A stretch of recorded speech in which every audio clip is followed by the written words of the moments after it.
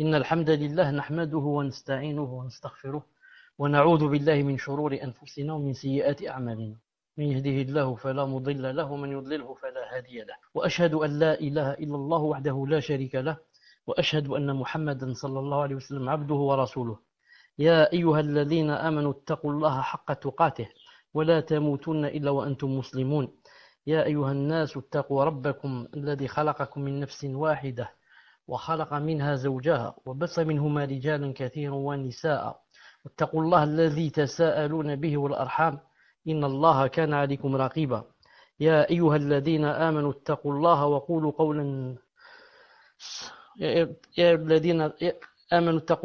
قولا سديدا يصلح لكم أعمالكم ويغفر لكم ذنوبكم ومن يطع الله ورسوله فقد فاز فوزا عظيما ألا إن أصدق الكلام كلام الله وخير الهدي هدي محمد عليه الصلاة والسلام وشر الأمور محدثاتها وكل محدثة بدعة وكل بدعة ضلالة وكل ضلالة في النار.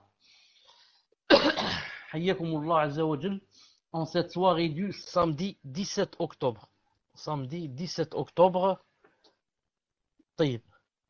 Samedi donc 5 Muharram 1437 de l'Hégire 17 octobre 2015 bi'idhnillahi ta'ala. Une seconde.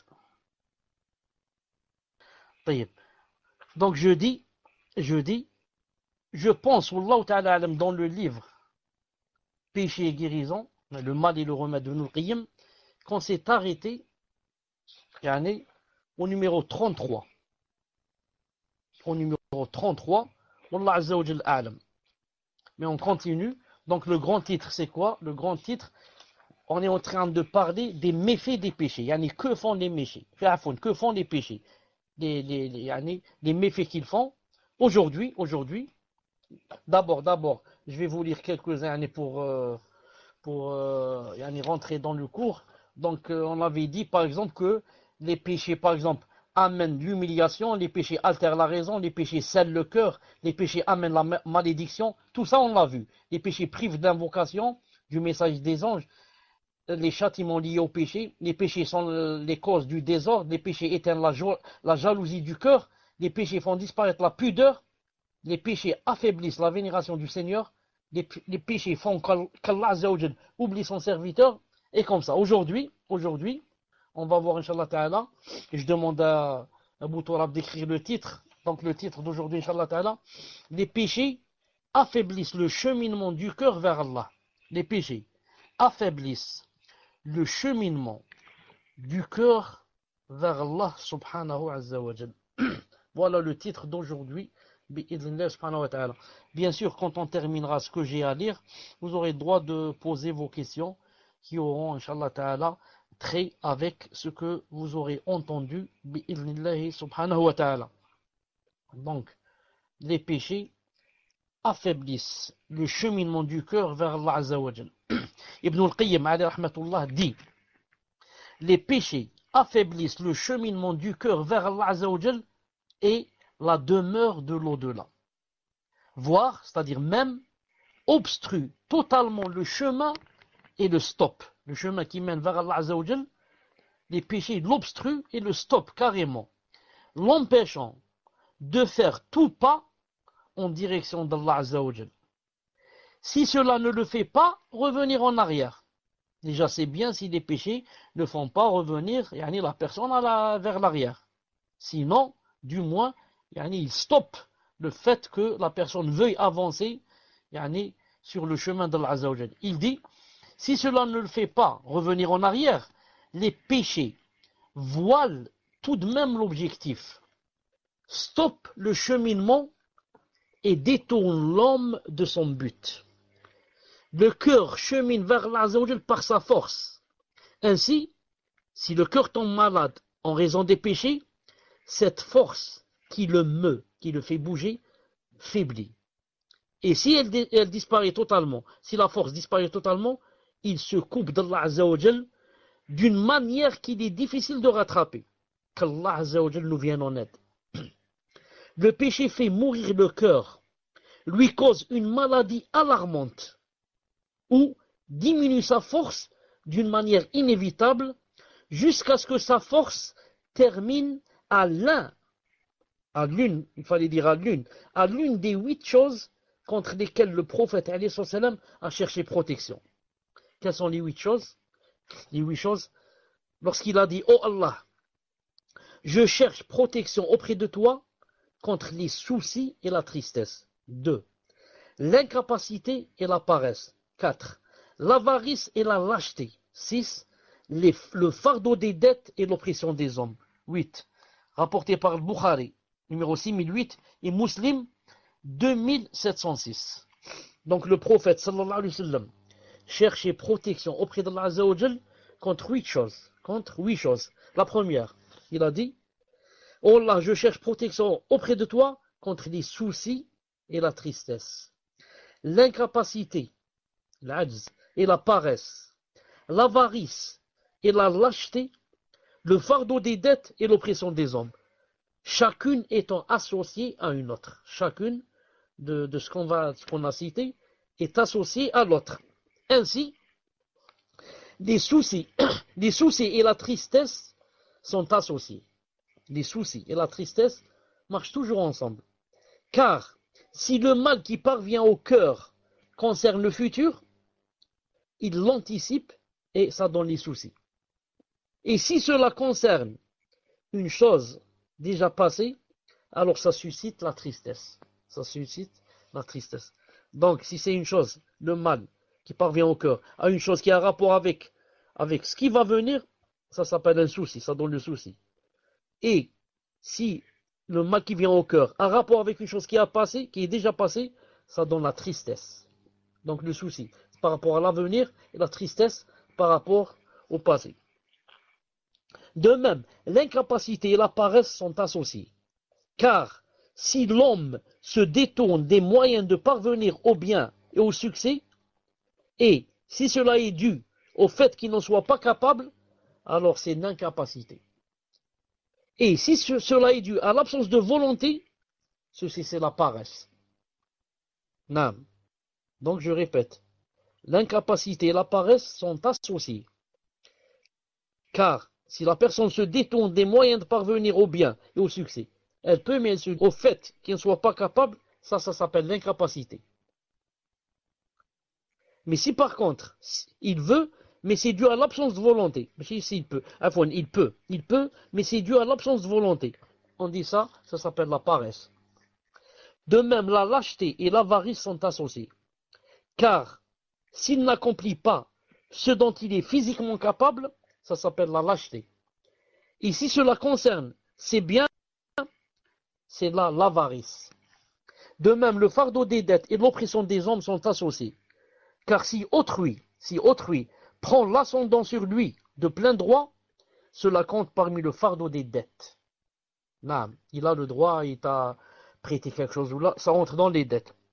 Mais si cela survient en toute fausseté, cela compte parmi l'oppression des hommes. Non. Maintenant, s'il te prend tes biens ou les deux forces ou là, ça rentre dans l'oppression des hommes. En somme, les péchés comptent parmi les plus grands moyens de provoquer ces 8 choses. Le fait d'être frappé par la dureté de l'épreuve, rattrapé par le meilleur, subir une mauvaise prédestination et de réjouir les ennemis. De même qu'il provoque la disparition des bienfaits d'Allah, de sa protection et la soudaineté de sa vengeance et de l'ensemble de ses formes des courroux.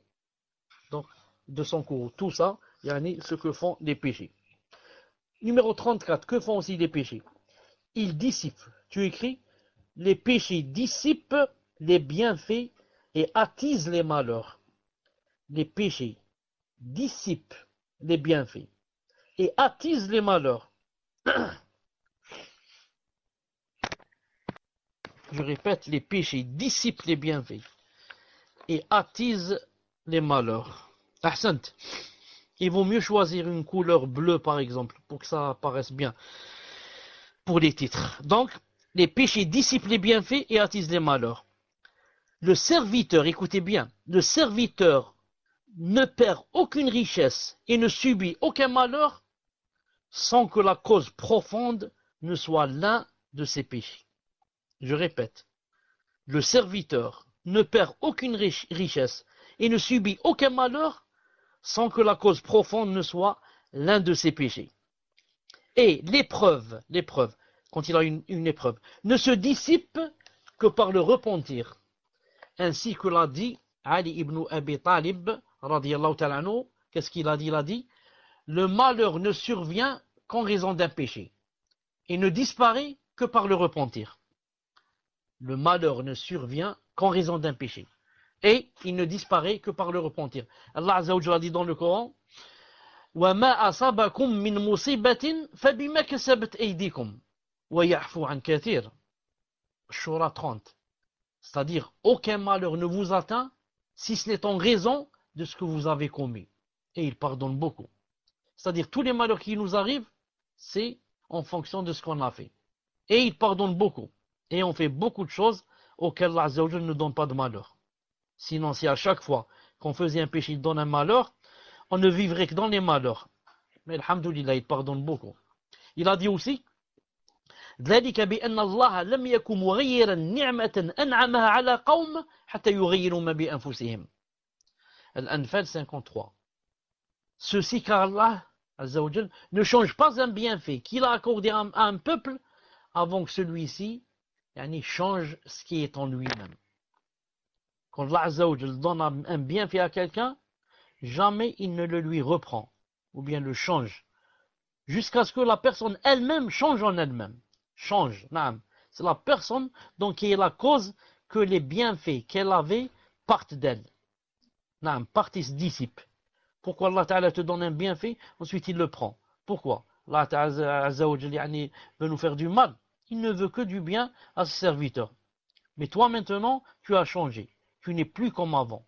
Donc, tu ne mérites plus ce bienfait, donc il le prend et le donne à une personne mieux que toi et plus méritante que toi. Allah Azza wa Jalla a informé du fait qu'il ne change pas un bienfait qu'il accorde à quelqu'un sans que celui-ci n'y mette fin de lui-même. Comment cela? En passant de l'obéissance à Allah à sa désobéissance. En passant de la reconnaissance au reniement. En passant des causes de son agrément aux causes de son courroux et sa colère. Ainsi, s'il change, Allah change ce qui lui est accordé d'une rétribution similaire. Et Allah n'est pas injuste envers les serviteurs. C'est nous qui avons changé, Allah donc a changé. Le bien en mal. Naam. Pourquoi? Parce que c'est nous qui avons changé. Il a dit ici, s'il passe de la désobéissance, donc c'est le contraire. Si la personne passe de la désobéissance à l'obéissance, alors Allah Azza wa Jalla change le châtiment en bienfait. Et change l'humiliation en puissance. Car il a dit, Inna Allah la yughayyiru ma bi qawm hatta yughayyiru ma bi anfusihim. Wa idha arada Allah bi qawmin su'an fala maradda lah.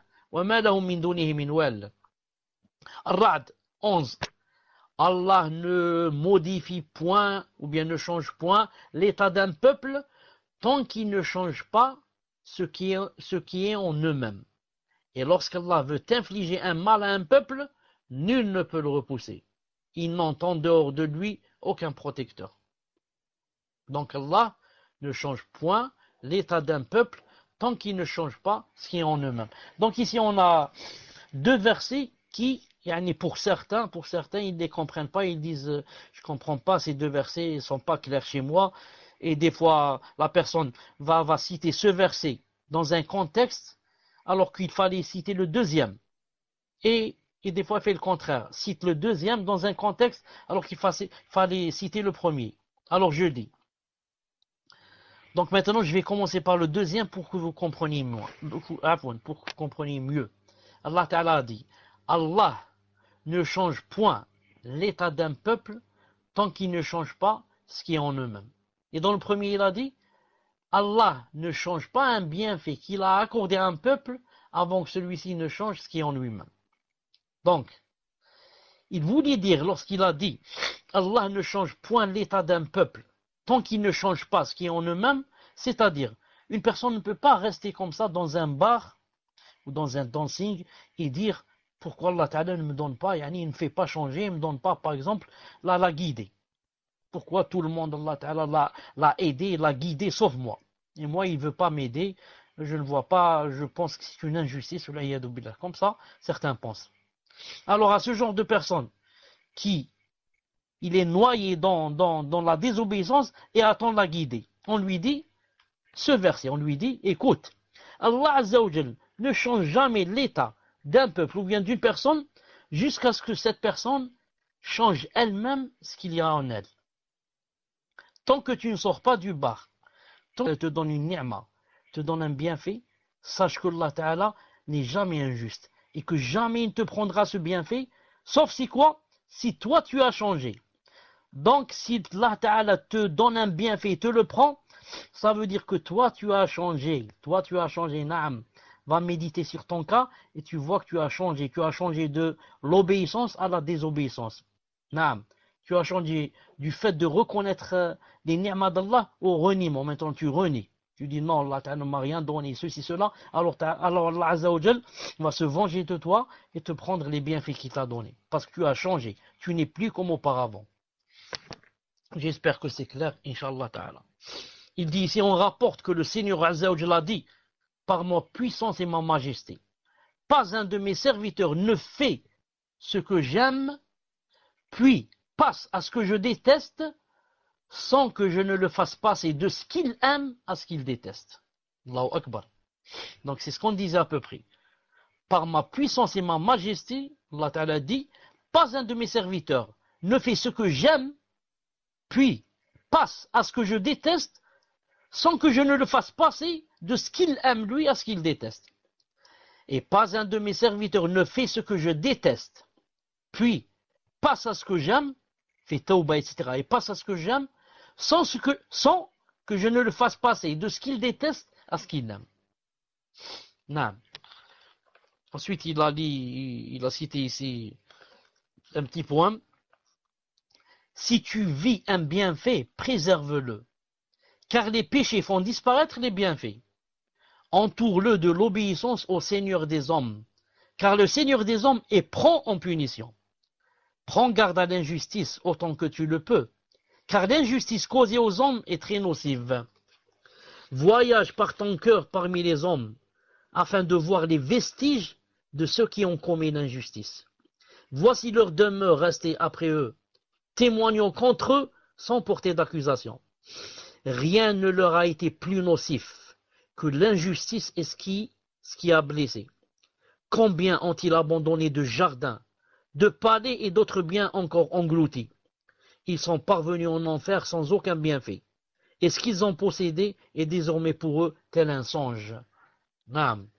Combien sont partis de milliardaires et de rois qui avaient des jardins et des piscines et des hectares et des hectares et des chevaux et des je ne sais quoi.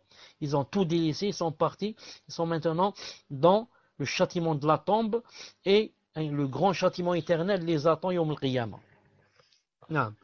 Si c'était possible et que l'un d'eux pouvait revenir, la première chose qu'il dirait, qu'est-ce qu'il va dire? Il va dire, je donne tout ce que j'avais fi sabilillah. Construisez-moi une cabane avec des roseaux. Et j'ai même pas besoin d'électricité. Donnez-moi des bougies et de l'eau. Une cruche d'eau, juste à chaque fois qu'elle se vide, remplissez-la-moi et laissez-moi tranquille, juste je prie et je lis le Coran, c'est tout. Parce qu'il sait qu'est-ce qu'il y a, il a vu qu'est-ce qu'il y a dans la tombe et qu'est-ce qu'il attend dans l'au-delà. 35e, les péchés provoquent peur et épouvante dans le cœur. Les péchés provoquent peur et épouvante dans le cœur. Et alors, le temps qu'il écrive, rassurez-moi qu'il n'y a pas beaucoup de coupures et que vous m'entendez bien.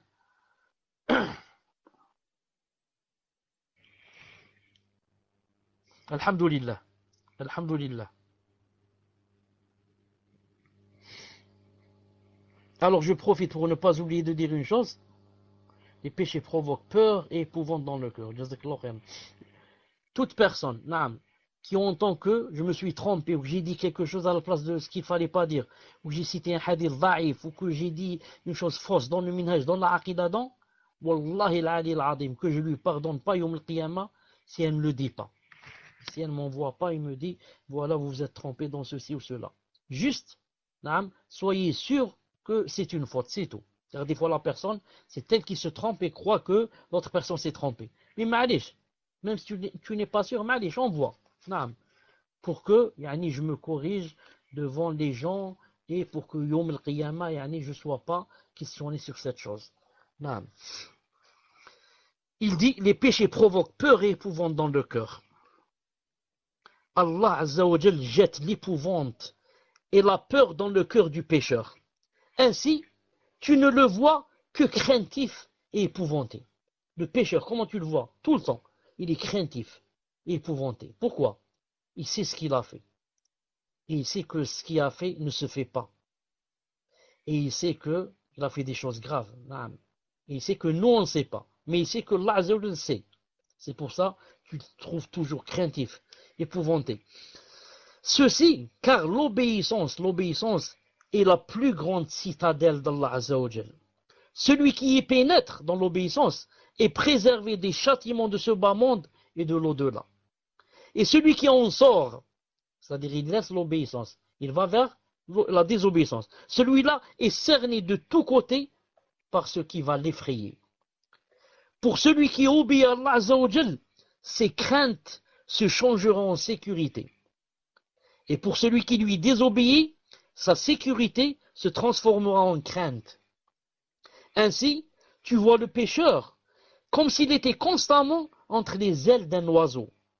Si le vent fait bouger la porte, il dira « on vient me prendre ». Et s'il entend des bruits de pas,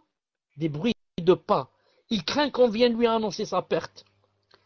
Il pense que tout cri est dirigé contre lui, que tout mal le vise. Celui qui craint Allah Azza wa Jal, le met à l'abri de toutes choses. Alors que celui qui ne craint pas Allah Azza wa Jal, il lui fera craindre toutes choses. Donc, comme on dit en arabe, dans la qaïda, on dit jaza min jinsil amal. Celui qui craint Allah Azza wa Jal, alors Allah Azza wa Jal va le mettre à l'abri de toutes choses. Et celui qui ne craint pas Allah Azza wa Jal, alors Allah Ta'ala lui fera peur de toutes choses. Allah Ta'ala lui fera peur de toutes choses. Tu vois qu'est-ce qu'on dit ici? Il dit ici, Allah a prédestiné aux gens, depuis leur création, que la crainte et le crime sont liés. Allah Ta'ala a prédestiné aux gens, depuis leur création, que la crainte et le crime sont liés. Ensuite, il dit, un petit sous-titre, il dit, les péchés provoquent une grande solitude dans le cœur. Écrit, les péchés provoquent une grande solitude dans le cœur. Ça, c'est très important.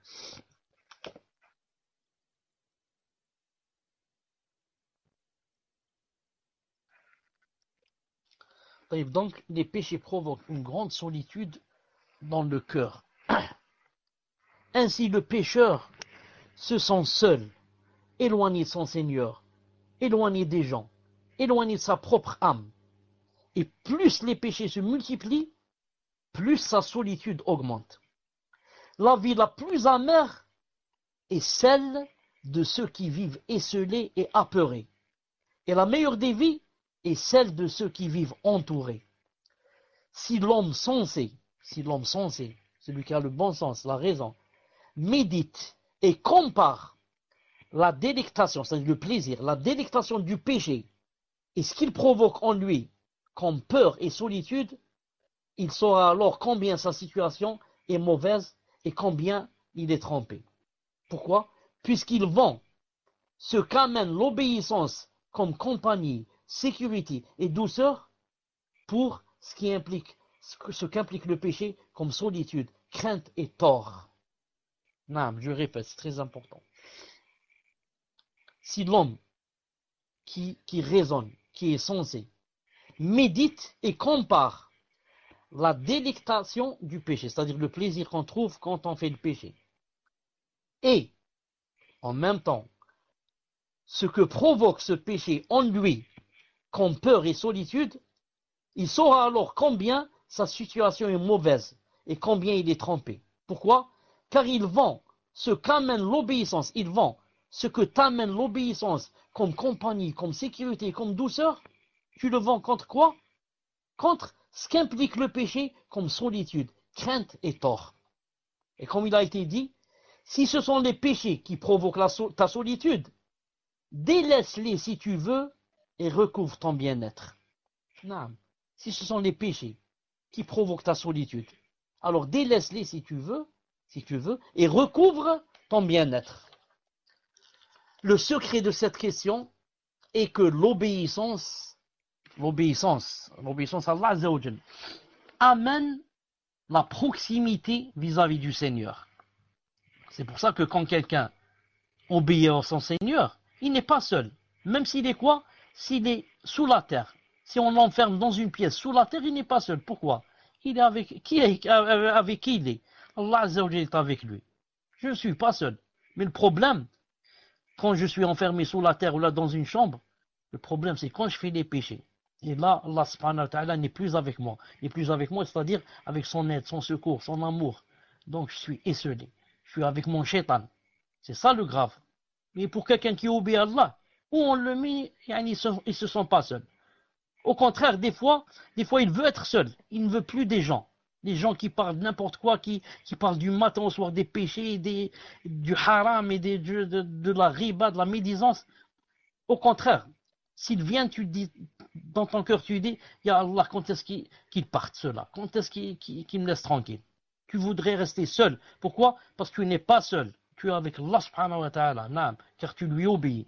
Donc il dit ici, c'est pour ça que Ibn Taymiyyah, rahimahullah, il disait à ses ennemis, que vont-ils faire de moi? Que vont-ils faire de moi les ennemis? S'ils me font sortir du pays, c'est pour moi de... Comment ça s'appelle ça? Le siyaha. Comment on dit siyaha en français? C'est... J'ai oublié le mot. Siyaha, je vais de pays en pays, je vais me promener. Comment ça s'appelle ça, siyaha? Bon, Ibn Taymiyyah disait donc, s'ils me font sortir du pays, voyage, c'est comme le voyage. Le voyage, c'est safar. C'est bon, après je trouve le mot, je vais vous le dire. Ça, s'ils me font sortir du pays. Il me dit, s'ils me jettent en prison, alhamdulillah, ni'ma. Pourquoi? Parce que il n'est pas seul, il est avec Allah subhanahu wa ta'ala. Et s'il me tue, je meurs en martyr. Alors qu'est-ce qu'il peut faire de moi? Non. Cherchez-moi le mot siyaha. Il a dit ici, le secret de cette question est que l'obéissance amène la proximité vis-à-vis du Seigneur. Non, un exil. Non, c'est pas l'exil. Siyaha. Attendez de quelques secondes, je vais trouver le mot. Tourisme. Ahsant, tourisme. Voilà. Il dit pour moi c'est du tourisme. Ils vont me sortir de l'Égypte vers l'Irak, de l'Irak vers la Mecque, de la Mecque. Mais c'est pour moi du tourisme. Il y a qu'il le fasse. Le secret de cette question est que l'obéissance amène la proximité vis-à-vis du Seigneur Azza wa Jal.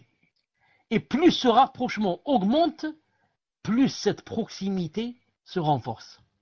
Alors que le péché, qu'est-ce qu'il fait? Alors que le péché amène l'éloignement vis-à-vis du Seigneur.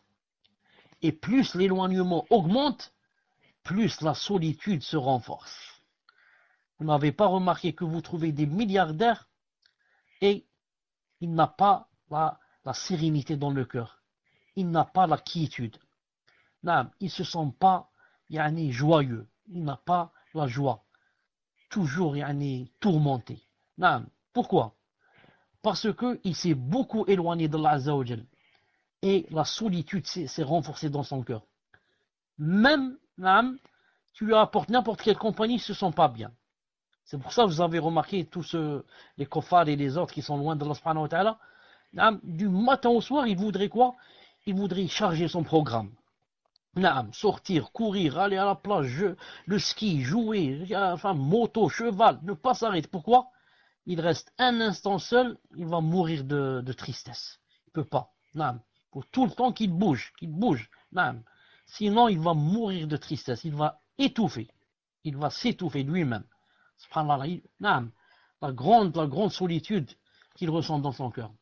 Il dit ici, c'est pour cette raison que l'homme ressent une distance entre lui et son ennemi. En raison de quoi? En raison de l'éloignement qui existe entre eux.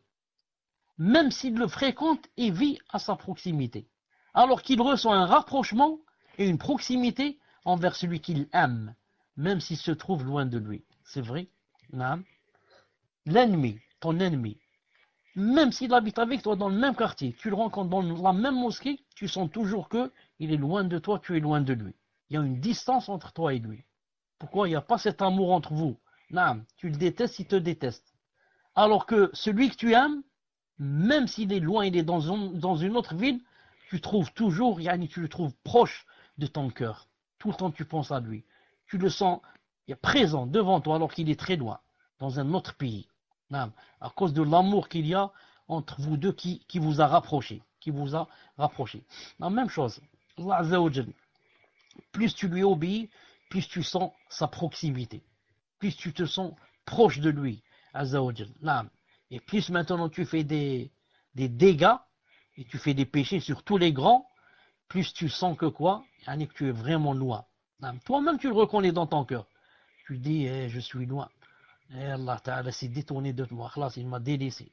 Allah Azza wa Jal, je suis loin. Il dit ici, cet éloignement est causé par un voile. Un voile que Allah Ta'ala met entre toi et lui.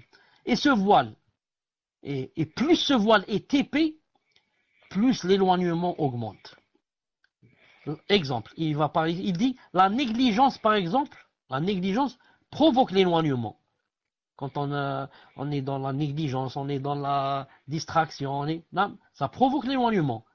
Mais plus encore le péché, il provoque beaucoup plus l'éloignement que la simple distraction par exemple. Et plus encore la mécréance.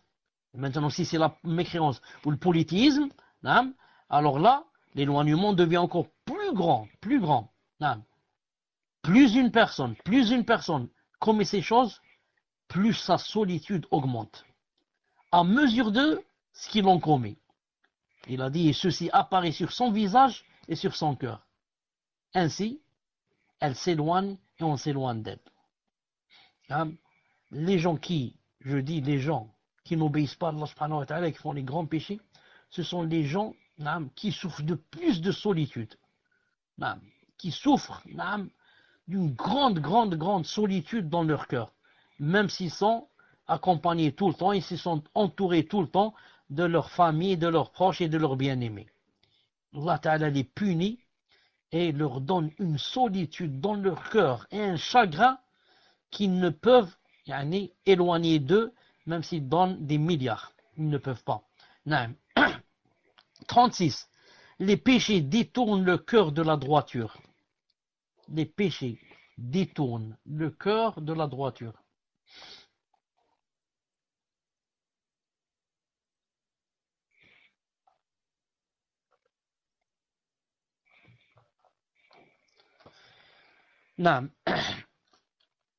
Les péchés font passer le cœur de la santé et la droiture à la maladie et la débauche.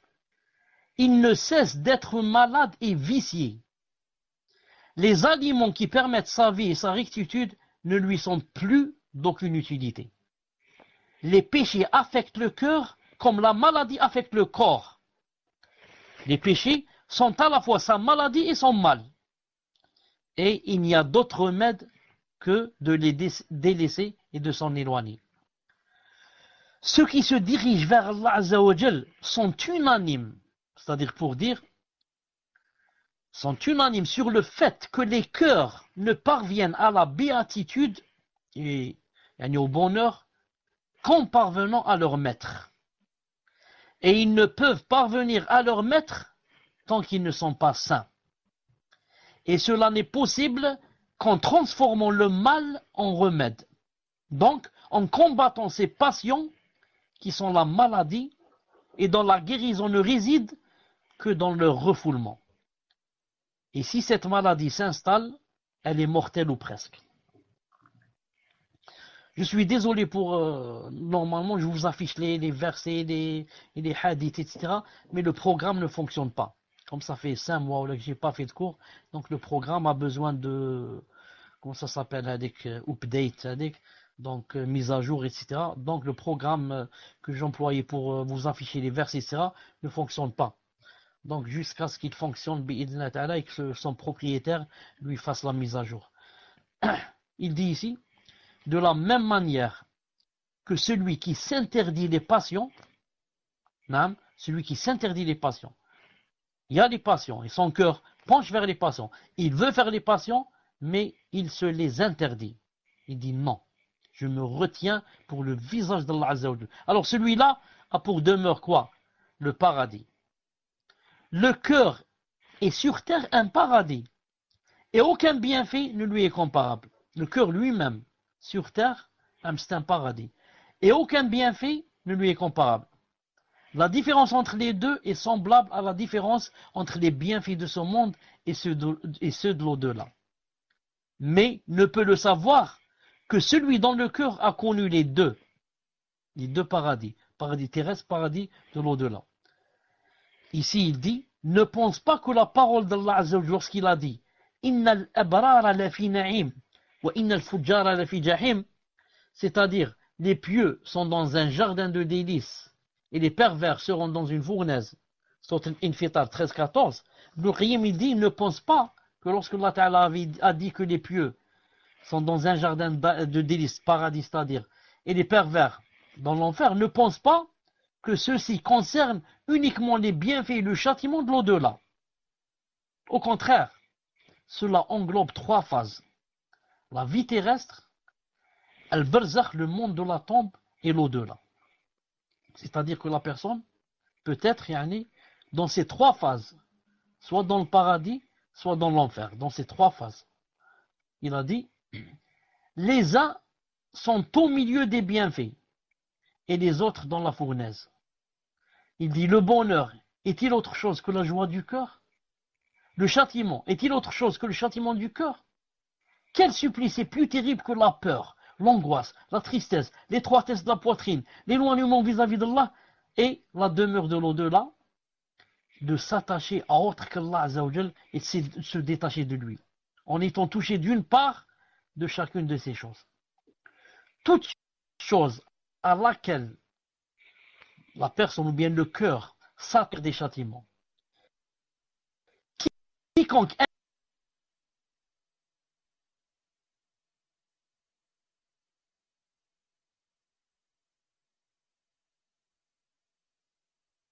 aime une chose en dehors d'Allah est châtié par cela trois fois, par la peur constante de l'avoir perdu ou ôté, et d'autres supplices encore.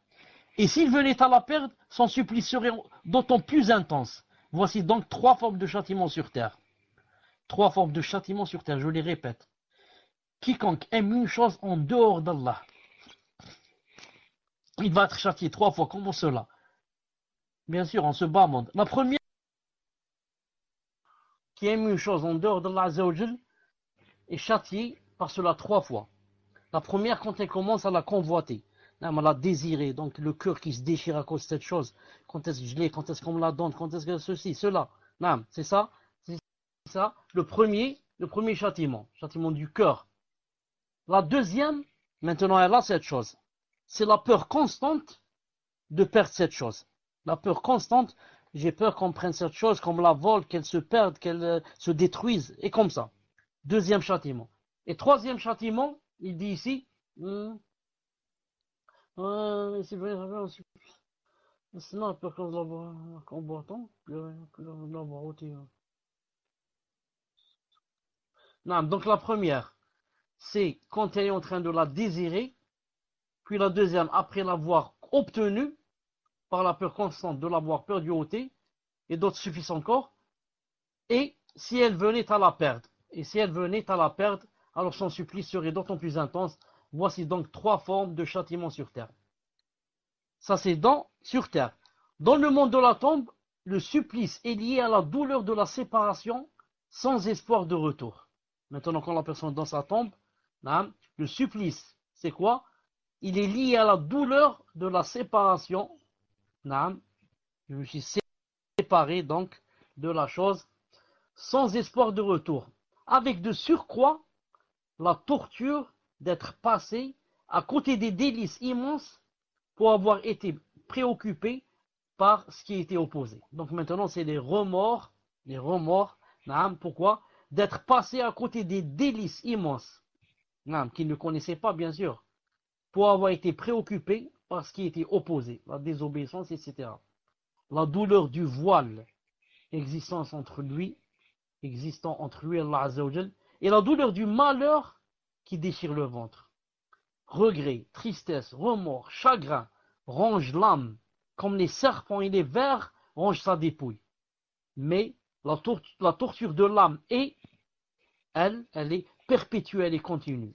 Jusqu'à ce que Allah Azza wa Jal fasse revenir l'âme dans le corps, alors le châtiment franchit une nouvelle étape bien plus meurtrière et plus amère. Comment comparer cela aux palpitations du cœur? Écoutez bien, comment comparer tout cela donc aux palpitations du cœur, d'extase, de joie et de réjouissance à la rencontre de son Seigneur, au terme d'une convoitise ardente, heureux de son amour et apaisé à son évocation. Il veut dire par là, une seconde.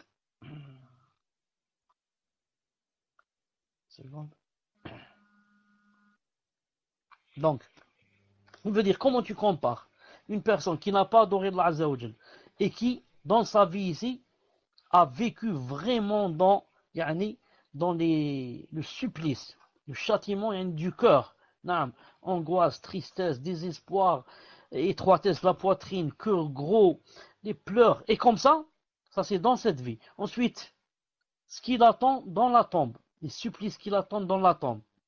Ensuite, les supplices, le grand supplice qu'il attend quand il va rencontrer Allah Azza wa Jal.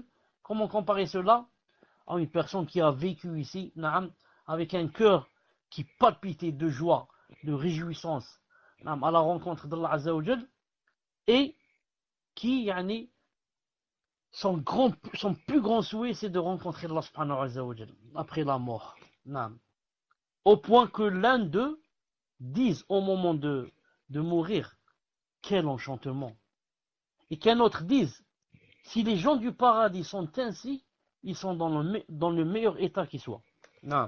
Certains, il y a des salafs que Ibn al-Qayyim a cités, qui disaient, tellement ils étaient heureux sur cette terre, dans cette vie, tellement ils ont atteint le maximum du bonheur, bien sûr en obéissant à Allah Azza wa Jal. Qu'est-ce qu'ils disaient? Ils disaient, si vraiment les gens du paradis ressentent ce qu'on ressent comme joie, c'est que vraiment ils sont masha'Allah. C'est-à-dire que pour eux, voilà, nous sommes dans un paradis. Nous sommes déjà dans un paradis. Et qu'un autre dise, pauvres habitants de la terre, ils en sont sortis et n'ont pas goûté à la douceur de l'existence, ni à ce qu'elle contient de meilleur. Pauvres habitants de la terre. Pourquoi? Ils ont sorti et n'ont pas goûté à la douceur de l'existence, ni à ce qu'elle contient de meilleur. Dans une version, on a dit, et qu'est-ce qu'elle contient de meilleur, cette vie? Il a dit, ils sont sortis sans connaître leur Seigneur. Pauvres habitants de la terre, celui qui va vivre 30, 40, 50, 60, 80 ans, ensuite va mourir et n'a pas connu son Seigneur.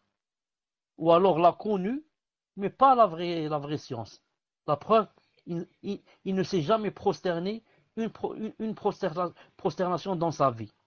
À quoi ça sert? Que je dise que Allah Ta'ala existe et que je le connais, etc. Mais jamais je n'ai prié. Jamais je n'ai jeûné.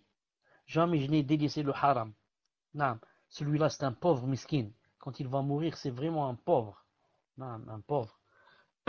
Un autre a dit, si les rois et les princes connaissaient le bien-être dans lequel nous sommes, alors ils nous fouetteraient avec leurs épées pour l'obtenir. Vous avez entendu ce qu'ont dit certains salafs? Si les rois et les princes connaissaient le bien-être dans lequel nous sommes, alors ils nous auraient fouettés avec leurs épées pour l'obtenir. Et alhamdoulilah, que les rois et les princes et les tyrans, etc., ne savent pas ce qu'on a dans le cœur. C'est-à-dire quand ils voient comme ça, qu'est-ce qu'ils disent? Miskin, celui-là. Regarde Miskin, avec ça, le pauvre, il n'a rien, c'est un pauvre Miskin. Il sert la Miskina avec son djilbab. les gens sont en train de vivre et de profiter de la vie. Et ceux-là, masakin, ils se sont enterrés, dans leur maison, masakin. Donc, Ibn Qayyim dit, certains ont dit, alhamdoulilah, qu'ils ne savent pas ce qu'on a dans le cœur. Ils ne savent pas que nous, ou alors certains des salafs, vivaient le paradis dans le cœur.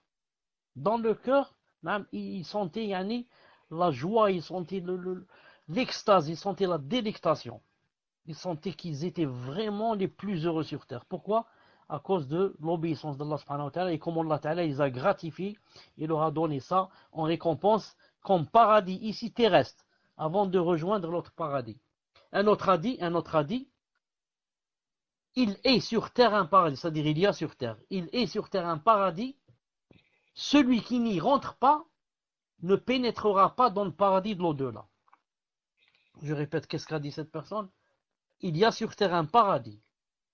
Celui qui ne le rentre pas, alors ne rentrera pas dans le paradis de l'au-delà. Dans certaines, ça c'est Ibn al-Qayyim qui l'a cité, dans d'autres livres comme Al-Wabil Sayyib et un autre livre, qu'est-ce qu'il a dit? Il a dit que c'est Cheikh al-Islam Taymiyya qui a dit cette phrase. Il a dit, je l'ai entendu de lui. Mais ici, dans son livre Le Mal et le Remède, il n'a pas dit que c'est Ibn Taymiyya qui l'a dit. Mais dans d'autres livres, il a dit que c'est Ibn Taymiyya qui l'a dit. Comme dans Madarij Salikin aussi. Donc, qu'a dit Ibn Taymiyya, il a dit, il y a sur terre un paradis. Celui qui ne rentre pas ce paradis sur terre, alors il ne rentrera pas dans le paradis de l'au-delà. Et c'est vrai. C'est quoi le paradis de la terre? C'est le cœur. Si dans ton cœur, tu n'es pas apaisé, tu ne sens pas le bonheur, tu sens pas, c'est donc tu fais des péchés. Donc tu es vraiment loin d'Allah subhanahu wa ta'ala. Peut-être même, tu es dans le coffre alors ou quoi? Il y a seulement les kuffars qui ne sentent pas ce bonheur. Tous les croyants sentent quelque chose dans leur cœur quand ils font l'obéissance, quand ils prient la nuit, quand ils jeûnent, ils sont tous quelque chose dans le cœur. Et des fois c'est tellement grand que ça devient le paradis du cœur. Ibn Taymiyyah a dit, celui qui n'a pas ça dans le cœur, bien sûr il parle donc des kuffars, donc il a dit, puisqu'il n'est pas rentré dans le paradis terrestre, alors il ne rentrera pas dans le paradis de l'au-delà. Il a dit, ensuite il a terminé en disant, ô toi, toi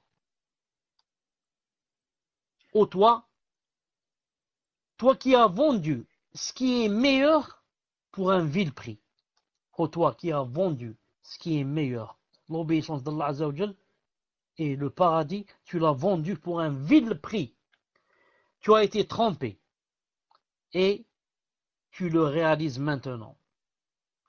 Si tu ne connais pas la valeur de ta marchandise, qui est quoi? Qui est le paradis? Interroge alors les connaisseurs. C'est à peine croyable. Tu possèdes une marchandise qu'Allah Azza wa Jal désire acheter de toi au prix d'un paradis éternel. Et l'ambassadeur, ayant assuré l'acte de vente, en garantissant le prix de la part de l'acheteur, n'est autre que le messager. C'est le messager qui t'a garanti, qui a été l'intermédiaire entre l'acheteur et le vendeur. C'est qui? C'est le messager al-Islam. Et toi, tu l'as vendu par l'avilissement. Comme il a été dit, si c'est ainsi que serviteur agit envers lui-même, qui pourra l'honorer après cela? Allah Ta'ala a dit, celui que Allah Ta'ala avilit, nul ne peut l'honorer. Le Hajj 18. Subhanallah.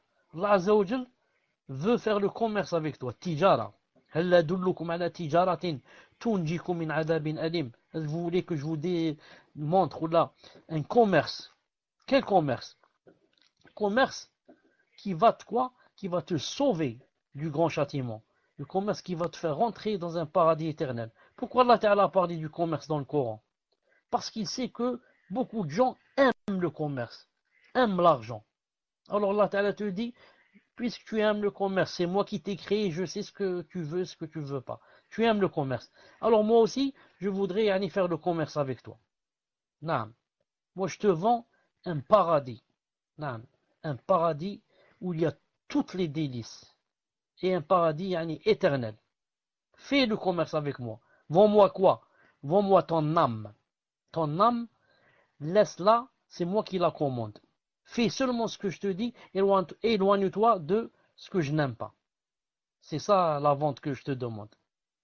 Et le messager, alayhi salam, c'est lui, yani, l'intermédiaire entre toi et moi.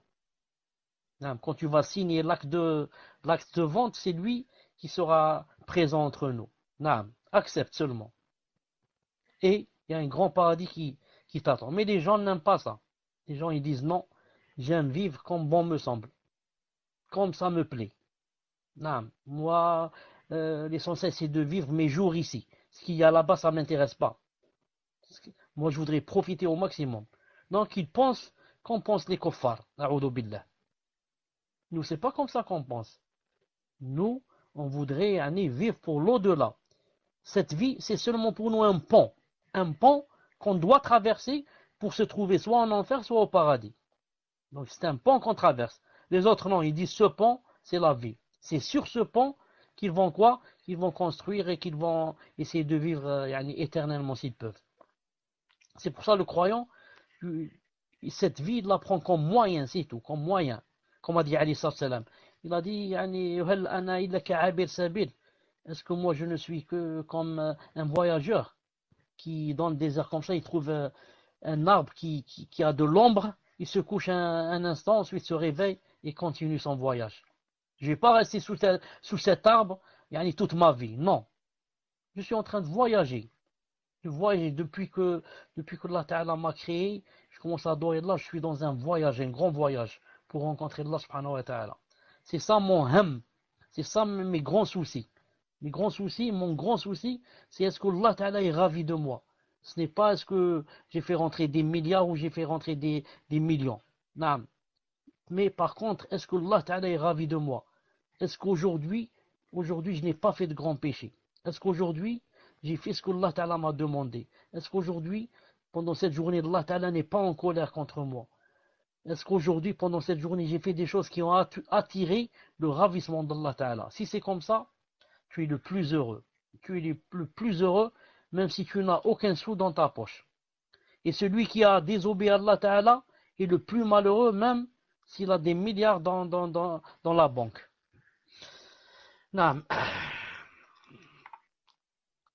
Je crois qu'on va s'arrêter ici, mais on va ajouter juste une chose, on va s'arrêter ici, Inch'Allah Ta'ala.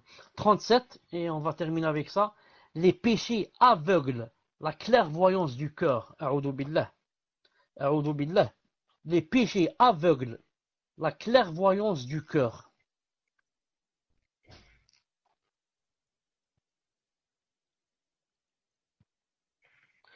Ibn al-Qayyim alayhi rahmatullah dit, les péchés aveugles, la clairvoyance du cœur, recouvre sa lumière, obstrue les chemins de la science et masque les sources de la guidée. Allahu Akbar. Les péchés, qu'est-ce qu'ils font entre autres? Aveugle la clairvoyance du cœur, recouvre sa lumière, il la recouvre d'obscurité, obstrue les chemins de la science. Même quand tu veux avancer dans la science, tu ne peux pas. Il y a beaucoup de péchés, tu ne peux pas avancer. Et masque les sources de la guidée. Quand Shafi'i, rahimahullah ta'ala, s'est assis devant l'imam Malik, rahimahullah ta'ala, et que il fut stupéfait par lui, c'est-à-dire l'imam Malik, rahimahullah, fut stupéfait par l'imam Shafi'i. Il lui a dit alors, je vois qu'Allah Azza wa Jal a mis dans ton cœur une lumière. Alors ne l'éteins pas par les ténèbres des péchés. Naam. Je vois que Allah Azza wa Jal, ô Shafi'i, a mis dans ton cœur une lumière. Alors ne l'éteins pas par les ténèbres des péchés. Comment peut-être, il n'a pas dit ici, comment l'imam Malik a vu que Shafi'i, rahimahullah, Allah Ta'ala lui a mis une lumière dans son cœur. Il a ouvert son cœur, il l'a vu. Non. D'abord, c'est sur le visage. Et ensuite, surtout, c'est par la façon de parler. Qu'est-ce qu'il disait? Chaque fois, peut-être, il répondait avec des versets des hadiths très vite. Naam. Subhanallah al-Azim, très vite, ils sont prêts. Tout est prêt entre ses yeux. Il choisit ce qu'il veut. Le verset qu'il veut, il le cite vite. Il le cite le hadith. La chaîne de transmission est comme ça. Il lui a dit Allah barak, Allahumma barak. Je vois que Allah Ta'ala a mis dans ton cœur une lumière. Alors attention à ce que tu l'éteignes par les ténèbres des péchés. Des péchés.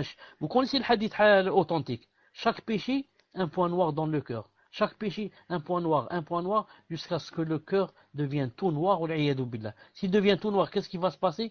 Il ne va plus connaître les obéissances pour les faire, et ne plus connaître les péchés pour s'en éloigner. Pire encore, l'obéissance, il va croire que c'est un péché. Et le péché, il va dire c'est une obéissance et c'est quelque chose de bien. Le munkar, il va voir que c'est un ma'rouf. Et le ma'rouf, il dira c'est un munkar. A'udhu billah. Le cœur s'est renversé. Il dit ici, cette lumière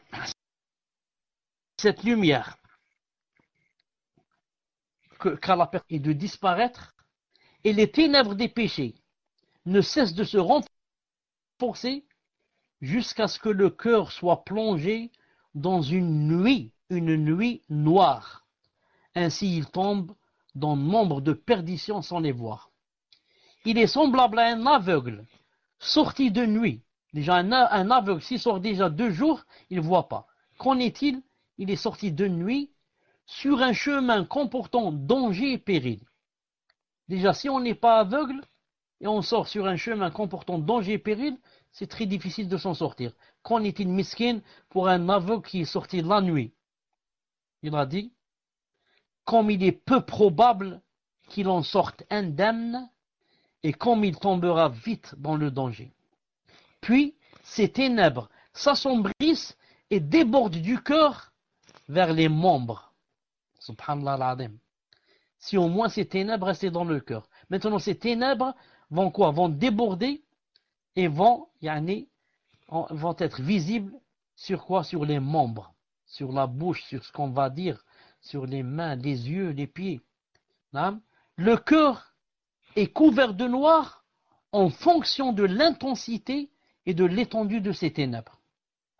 Après la mort, ces ténèbres apparaissent dans le monde de la tombe.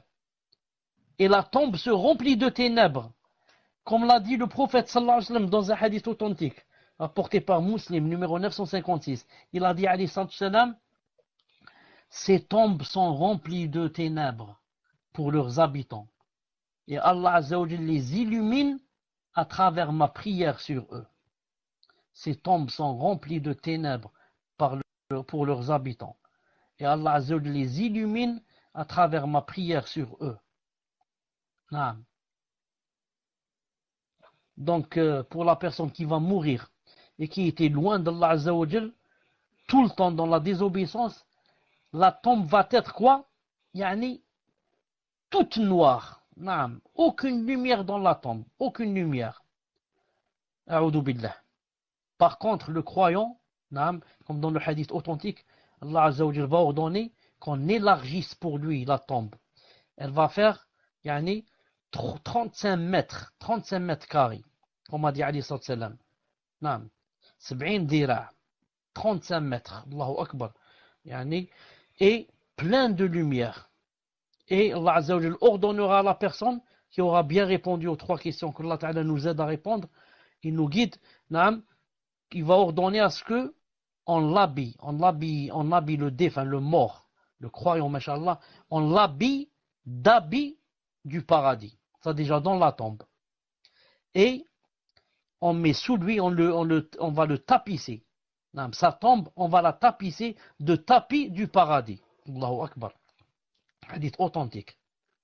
Et il va ordonner qu'on lui ouvre une fenêtre vers le paradis. Et les anges vont lui dire, regarde là-bas ta place. D'abord, on va lui montrer sa place en enfer. Et quand il aura peur, on va lui dire, rassure-toi, sois en sécurité.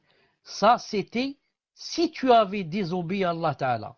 Mais maintenant que tu lui as obéi, regarde qu'est-ce qu'il t'a changé. Regarde ce qu'il t'a donné. Ça, et ensuite on va lui fermer la fenêtre de l'enfer et lui ouvrir celle du paradis. Regarde ce qu'il t'a donné en contrepartie.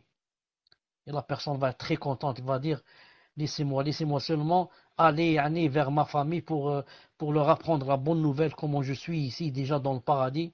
On va lui dire dors, dors, dors comme dort le marié, dors, naam. Et naam, Inch'Allah Ta'ala, tu les rencontreras, tu leur diras ça au moment voulu. Naam, c'est-à-dire le jour de la résurrection. Naam. Donc l'avantage de celui qui meurt, naam, tout en étant obéissant à Allah Ta'ala, et celui qui meurt, avec son ventre plein de vin, plein d'alcool, et plein de drogue, il meurt dans la zina. Beaucoup de gens sont morts à fond dans la zina. Naam, ils faisaient la zina, ils sont morts. A'udhu billah. Avec la drogue, l'alcool, sans parler de ce qu'ils ont volé, les meurtres, ceci, cela. Que Allah Ta'ala nous préserve, nous sommes dans une grande ni'ma. Tant qu'il y a toujours la foi, Allah Ta'ala ne nous l'a pas enlevé à cause des grands péchés, alhamdulillah, nous sommes les plus heureux sur terre. Alhamdulillah, ya Rab. Il dit ici, qu'est-ce qu'il a dit? Ces tombes sont remplies de ténèbres pour leurs habitants. Et Allah Azza wa Jalla les illumine à travers ma prière sur eux. Ibn al-Qayyim dit, pour terminer, il a dit, au jour du rassemblement, lorsque les gens seront ressuscités, ces ténèbres apparaîtront clairement sur le visage. Et tout le monde pourra les voir, au point que le visage devienne aussi sombre que la cendre. Il parle toujours des kuffars et de ceux qui font les grands péchés, et surtout des kuffars qui vivaient dans les ténèbres ici. Même si pour nous, ils vivaient dans des palais somptueux, pleins de lumière, pleins de spots et de, je ne sais pas, de lumière jours et nuits. Mais nous, on parle de quoi?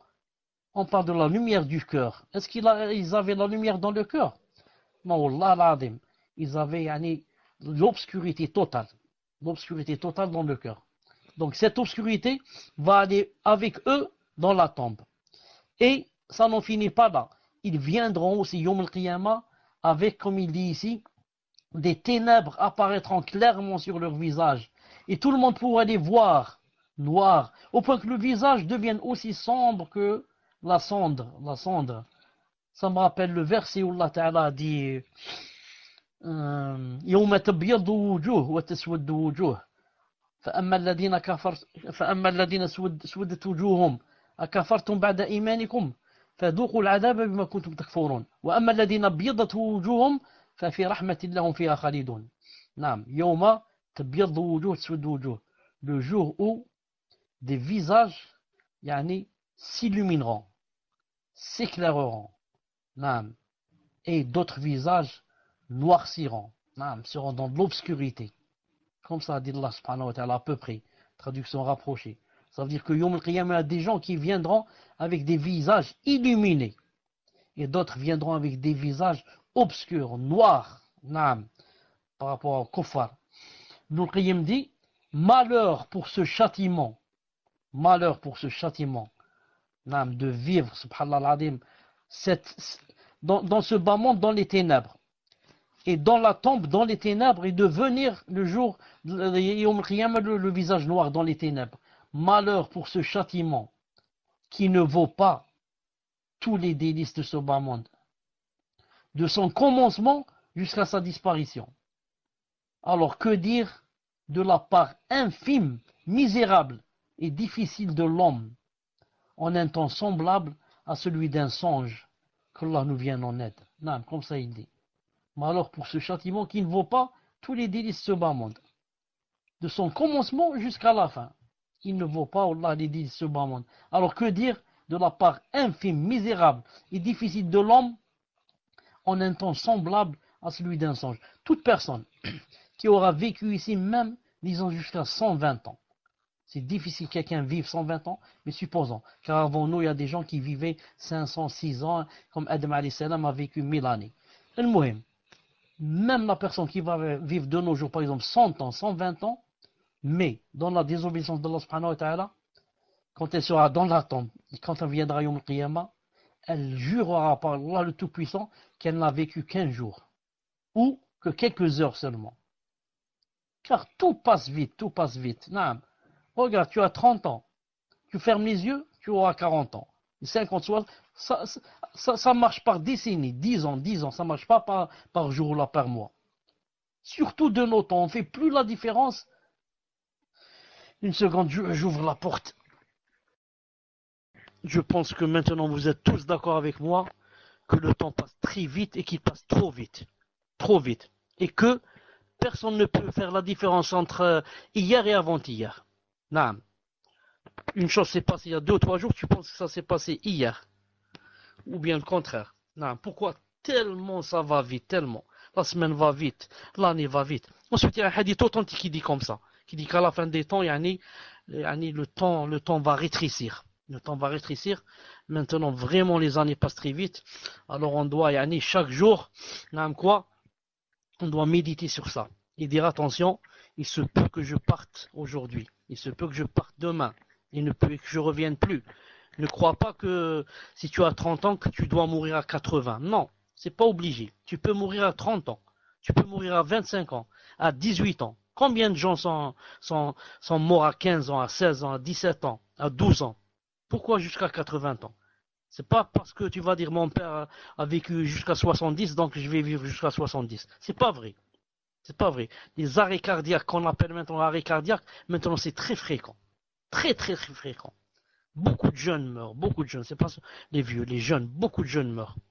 Alors, Allah Ta'ala dit, وَلَا تَمُوتُنَّ إِلَّا وَأَنْتُمْ مُسْلِمُونَ. Et ne mourrez qu'en soumission, qu'en étant musulman.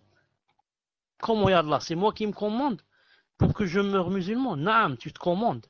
Si tu veux mourir musulman, depuis que tu te lèves le matin jusqu'à ce que tu te couches le soir, surveille-toi.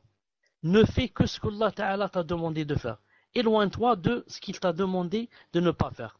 Et comme ça, ce jour est passé, demain la même chose, demain la même chose, demain la même chose, je me surveille, et, et si la mort vient, elle me trouvera dans l'obéissance, parce que je me surveille, je me laisse pas aller. Naam. سبحانك اللهم وبحمدك اشهد ان لا اله الا انت استغفرك واتوب اليك. On reprend inchallah ta'ala les questions dans un quart d'heure inchallah ta'ala. Assalamu alaikum wa rahmatullahi wa barakatuh. Assalamu alaikum, est-ce que vous êtes prêts? Et je profite pour dire que donc on va suffire inchallah ta'ala un cours par semaine sur le mal et le remède chaque samedi comme aujourd'hui 21h15 chez vous. Le temps que j'élabore officiellement mon emploi du temps. Ensuite, ce sera deux cours par semaine ou 3, d'après donc mon emploi du temps, bi'idhnillahi ta'ala. طيب, تفضل إن شاء الله تعالى pour la première question. Naam, jazakallahu khayran ya Cheikh. Donc, est-ce que vous m'entendez? Est-ce que le son est clair? Cheikhana, ونبدأ بإذن الله. Alhamdulillah. Donc, première question, ya Cheikh. Donc, la personne dit: je remercie Allah qui nous rassemble à nouveau pour son rappel et qui nous préserve tous. Ma question est la suivante: est-ce que tous les mots dus au péché qu'on a vus dans le cours d'aujourd'hui ont comme même effet malgré le repentir? Donc je répète, ya Cheikh, est-ce que tous les mots dus au péché qu'on a vus dans le cours d'aujourd'hui ont comme même effet malgré le repentir? تفضل يا شيخ وجزاك الله خيرا. Alhamdulillah. Et je réitère ma demande que j'ai faite tout à l'heure, pour ne pas oublier. C'est nature.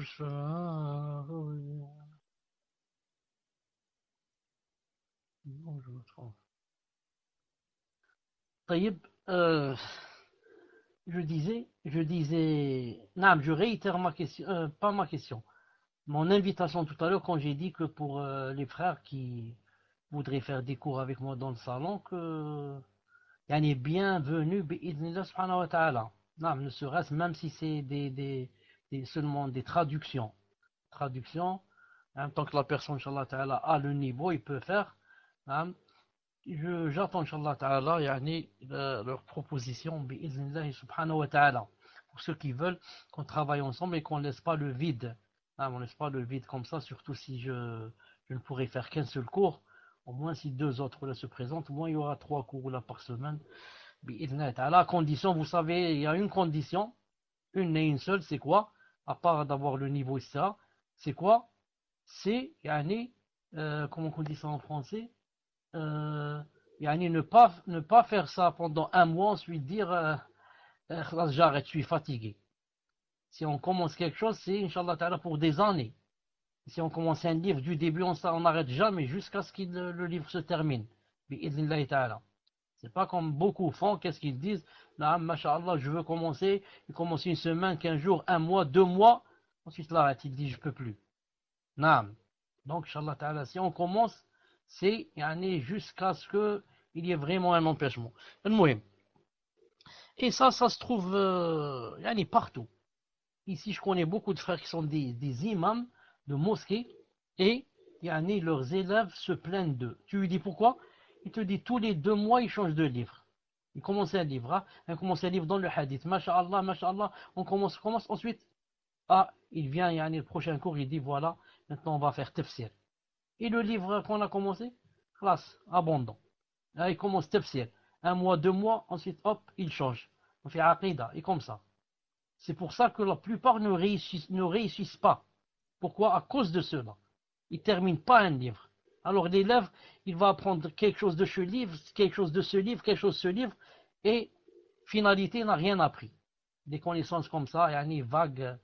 Mais s'il leur avait enseigné tout le livre, du début à la fin, il serait sorti avec des connaissances, masha'Allah. Notre frère Milou de Mosta m'a envoyé ici un SMS où il dit que quand j'ai dit de Adam alayhi salam qu'il avait vécu 1000 années, il a dit, si je ne me trompe pas, c'est Nuh alayhi salam. Je lui ai dit, Nuh aussi. Mais Adam alayhi salam a vécu 1000 années. Et Nuh alayhi salam, 950 ans, qui sont cités dans le Coran. Et certains ont dit 950, certains ont dit, peut-être seulement dans la da'wah. Peut-être qu'il a vécu plus de cela, à part les années de la da'wah, bi'idnillahi ta'ala. Naam. Tayyib.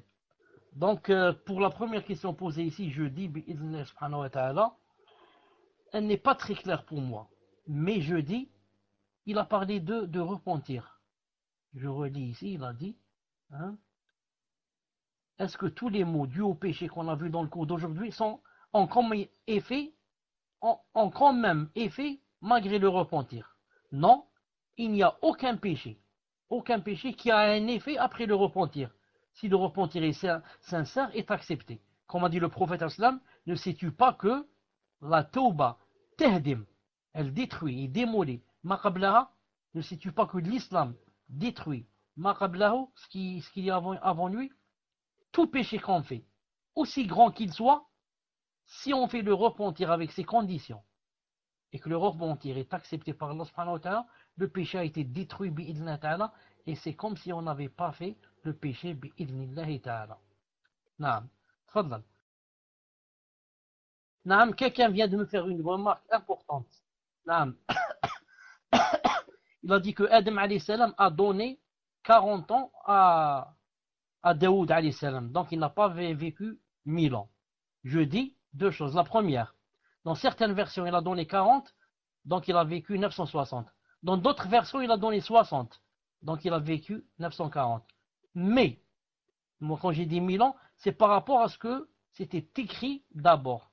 Allah Ta'ala a écrit dans la tablette préservée que sa vie c'était de combien? De 1000 ans. Et c'est pourquoi après, quand il a donné 40 ou 60 ans, l'ange de la mort lui a dit, as-tu oublié que tu as donné 40 et que tu as donné 60, d'après la deuxième version, et qu'il a dit j'ai oublié, et que sa descendance a oublié. Donc je parlais, d'emblée, Allah Ta'ala lui avait donné 1000 ans, bi'idhnillahi ta'ala.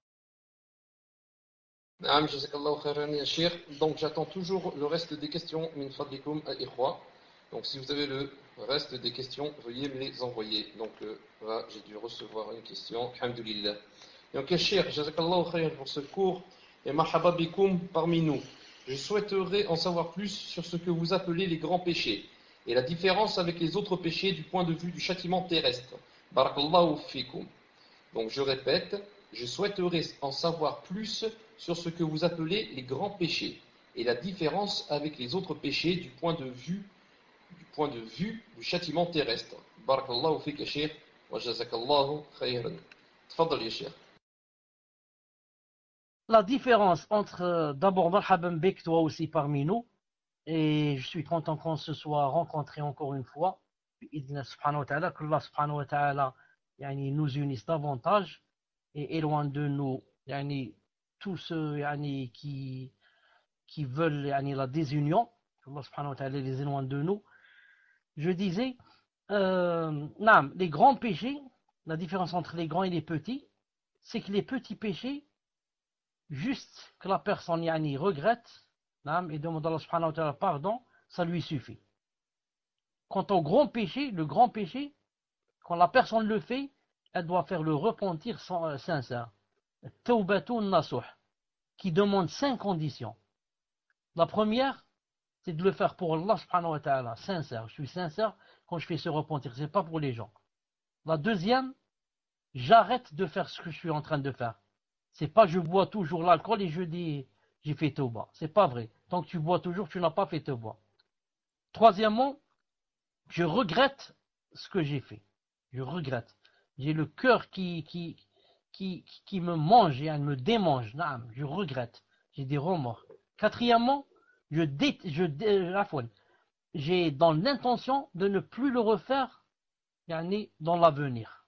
J'ai dans l'intention, la ferme intention de ne plus le refaire bi'idnillahi ta'ala. Et cinquième condition, il faut que je le fasse pendant le moment où il se fait. Si c'est pendant que je suis en train d'agoniser par exemple, ça ne marche pas. Il faut que ça soit au moment où Allah Ta'ala accepte le repentir, c'est-à-dire avant que les grands signes ne se déclarent, avant que le soleil ne sorte du Maghrib et avant que le Dajjal ne sorte, etc. Et ensuite, les grands péchés, ils ne sont pas, comment dirais-je, comptés. On va dire, il y a un hadith qui dit les grands péchés, c'est 25, ou bien c'est 100, ou bien c'est 40, il n'y a pas. Mais ils ont été cités dans le Coran et dans la Sunna. Comme dans la Sunna, par exemple, le hadith, ittaqu sab'a al-mubiqat.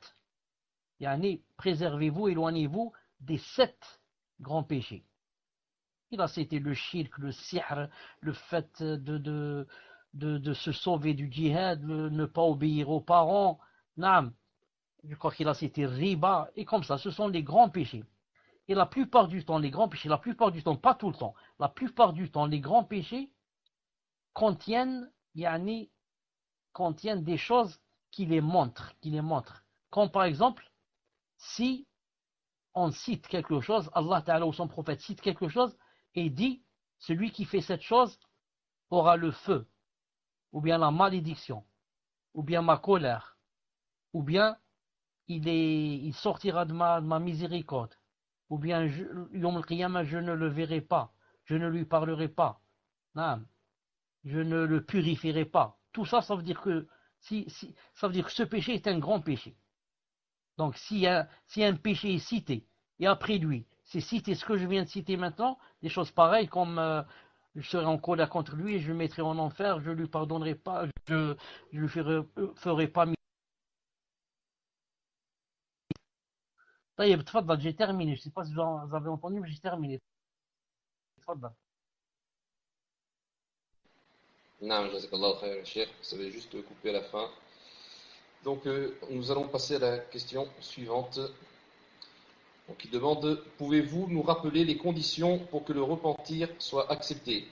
Est-ce que le fait de regarder la télé est un péché? Barakallahu fikum, ya Cheikh. Donc, en fait, il y a deux questions, mais vu qu'on n'a pas beaucoup de questions ce soir, c'est pas grave, on fera une exception sur la règle ce soir. Donc, pouvez-vous nous rappeler les conditions pour que le repentir soit accepté? Est-ce que le fait de regarder la télé est un péché? Barakallahu fikum, ya Cheikh. Tfaddal, ya Cheikh. طيب, alaykoum salam, je vais rappeler les conditions. répondre à la deuxième question. Je te fais seulement une petite remarque, Mahmoud. Quand tu cites la question, tu cites son numéro. Car on avait dit qu'on allait prendre 10 questions. Donc tu dis troisième question, quatrième question et comme ça. Donc, Jazakallah khairan, je voudrais savoir, ça c'est quel numéro? Est-ce que tu peux nous dire celle-là, c'est quoi son numéro? C'est la deuxième ou la troisième? Ahsant. Taïb, quelles sont les conditions pour que le repentir soit accepté? Les conditions, elles sont de 5 par rapport au grand péché. La première, la sincérité, que je le fasse pour Allah Azza wa Jal, pas pour les gens par exemple. La deuxième, que je m'éloigne du péché. La troisième, que je regrette ce que j'ai fait. La quatrième, que je mette dans l'intention de ne pas le faire. Et la cinquième, que le repentir soit dans un moment où le repentir est accepté. C'est-à-dire pas quand les grands signes, par exemple, apparaissent. Une seconde. Hein. Donc ça, salam alaikum, c'était par rapport à la première question. Par rapport à la deuxième, Mahmoud, rappelle-moi, c'était quoi la deuxième question? Tfadal.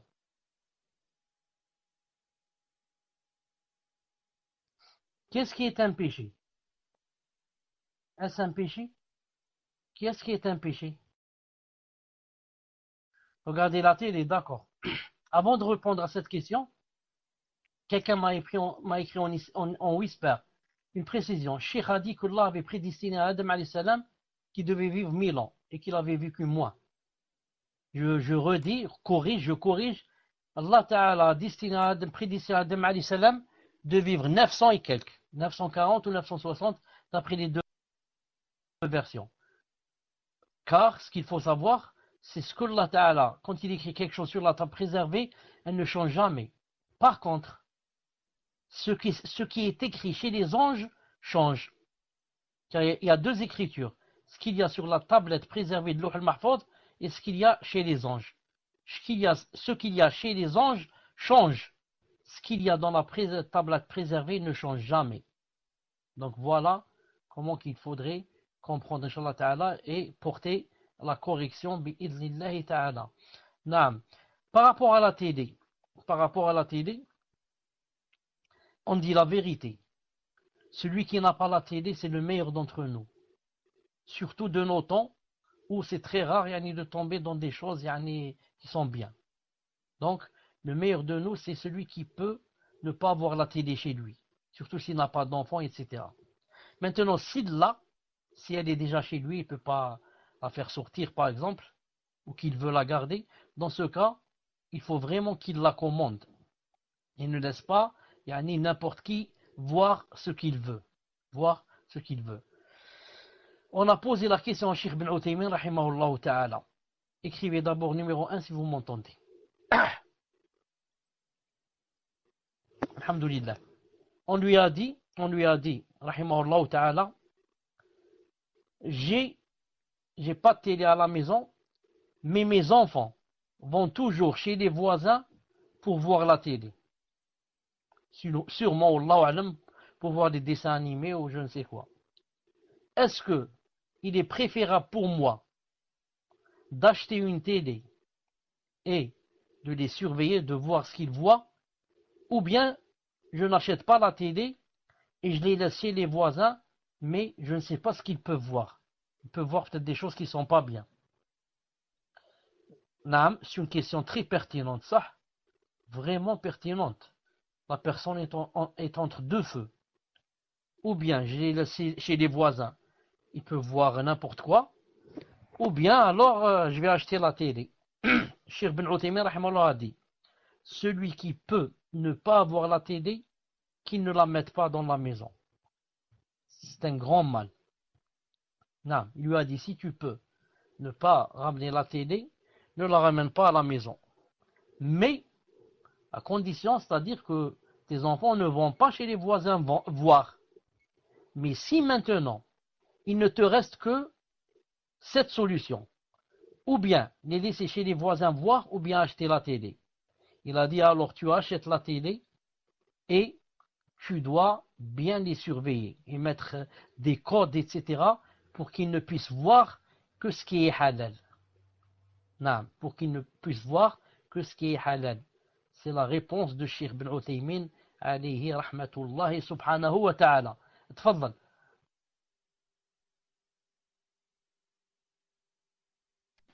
Jazakallahu khayran ya Cheikh. Nous allons passer à la question numéro 4 qui est: est-ce qu'il est possible de se repentir du même grand péché plusieurs fois dans sa vie?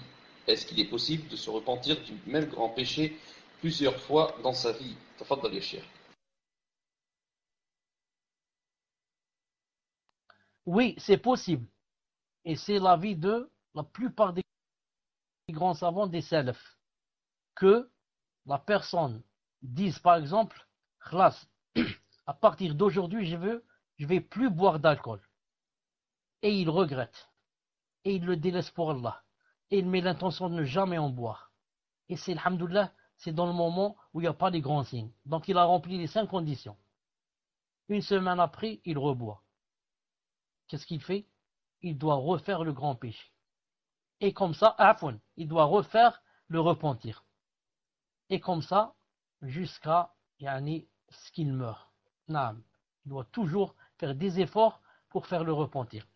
Ensuite, on va voir comment il va mourir. Est-ce qu'il va mourir en ayant bu, ou bien dans la période où il a bu, ou bien dans la période où il a fait le repentir. Car comme a dit le prophète sallallahu alayhi wa sallam, en parlant du croyant, il a dit, il ressemble à l'épi de blé. Il a dit, quand un vent le frappe, l'épi se penche. Ensuite, quand le vent passe, il se lève. Quand il y a des fitna, quand il y a des péchés, quand le croyant tombe, là, mais il ne tombe pas complètement. Il se penche vers le bas, ensuite, il se relève, fait la tauba, fait ceci, il revient vers Allah subhanahu wa ta'ala. Donc, il y a des gens qui ont le vice, il y a des gens qui ont une foi faible, il y a des gens qui n'ont pas une grande crainte d'Allah subhanahu wa ta'ala, donc il refait le péché, le grand péché constamment. Celui-là, qu'est-ce qu'on lui dit? On ne lui ferme pas les portes. On lui dit, khlas, c'est trop tard pour toi. Tu l'as fait 3 fois, tu l'as fait 5 fois, donc tu es un hypocrite, il ne faut plus refaire. Non, jamais. On lui dit, écoute, tant que tu vis toujours et que on t'a pas encore mis dans la tombe, fais le repentir. Fais le repentir et demande à Allah Ta'ala qu'il accepte de toi et qu'il t'éloigne de ce grand péché. Naam. Tfadal. Jazakallahu khayran ya Cheikh. Prochaine question, qui est la question numéro 5. Ma question porte sur la remarque que vous avez faite concernant les doutes sur une éventuelle erreur de langage, que vous feriez. Vous avez dit, Allah se vengera de quelqu'un qui a fait des péchés. Est-il juste de dire qu'Allah se venge? Je n'arrive pas à retrouver dans mes faibles connaissances une parole qui dit qu'Allah se vengera. Barakallahu fikum. Tfaddal ya Cheikh. Naam, barakallahu fik. Et d'abord, wa alaykoum salam, et avant cela, avant que j'oublie, parce que maintenant j'oublie vite, il est possible, je dis, il est possible que peut-être mercredi prochain, on fasse le 2e cours, il est possible. Mais je ne suis pas sûr. Ou peut-être mardi, ou peut-être jeudi, Allah alam. Mais, si vous avez Twitter, suivez-moi sur Twitter. Si je fais, je vous le dirai, bi'idhnillahi subhanahu wa ta'ala. Alors il dit ici, est-il juste de dire qu'Allah Ta'ala se venge? Je n'arrive pas à retrouver dans mes faibles connaissances une parole qui dit qu'Allah se vengera. Barakallahu fikum, hafidakumullah. Je dis au fika barakallah et hafidakallah toi aussi.